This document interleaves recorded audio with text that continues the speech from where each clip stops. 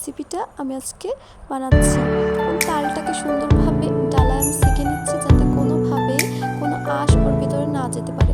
এখন তালটাকে সেঁকা হয়ে গেছে, এর ভিতরে নারকেল দিয়ে দিচ্ছি। নারকেল কোড়াটা একটু বেশি পরিমাণ দিলে তালের পিঠাটা খেতে বেশি মজা হবে। চিনি যেমন আপনারা খান তেমনই দেবেন, যাতে যে যেমন বেশি পছন্দ করেন সেরকমভাবেই দিয়ে দেবেন। আমি সুন্দরভাবে এটাকে নেড়ে চেড়ে দিচ্ছি।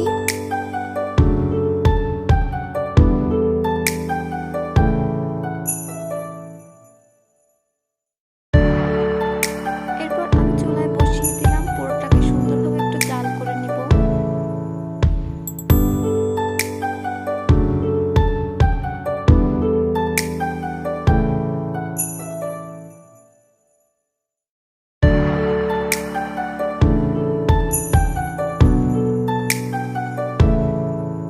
দেখুন কত সুন্দর একটি কালার চলে এসেছে, প্রায় হয়ে এসেছে। একটু নেড়ে দিচ্ছি, দেখুন কত সুন্দরভাবে কালার আসছে।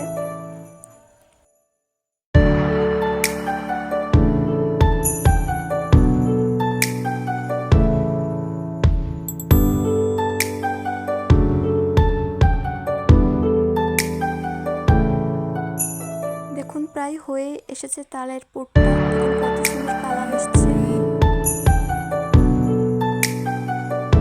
কিছুক্ষণের জন্য তালটাকে ঠান্ডা করার জন্য আমি রেখে দিয়েছিলাম। দেখুন তালটা কত সুন্দর হয়েছে দেখতে।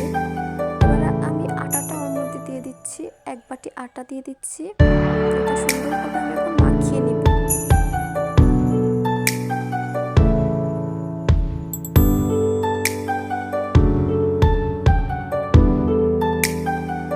একটু পানি ছিল, অল্প সামান্য পরিমাণ একটু পানিও আমি অ্যাড করছি সাথে।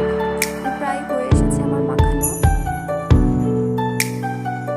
দেখুন আমি যেহেতু চিনি হয় না, এজন্য চিনির পরিমাণটা একটু দিয়ে দিলাম। কড়াইটাকে আমি বসিয়ে দিলাম চুলায়, তেল দিয়ে দিচ্ছি। আমি বড়াগুলো ছেড়ে দিচ্ছি এক এক করে।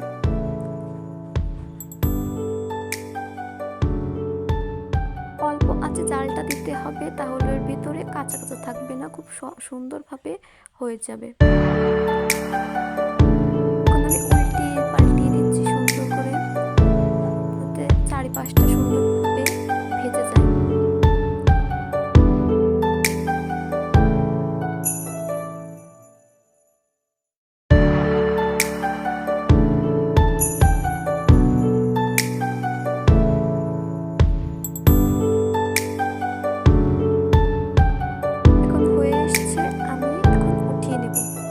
কত সুন্দর হয়েছে।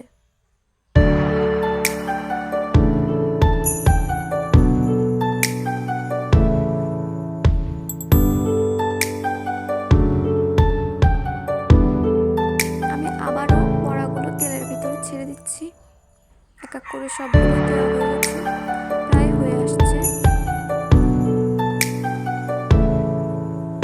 আমি আবারও উঠিয়ে নিব।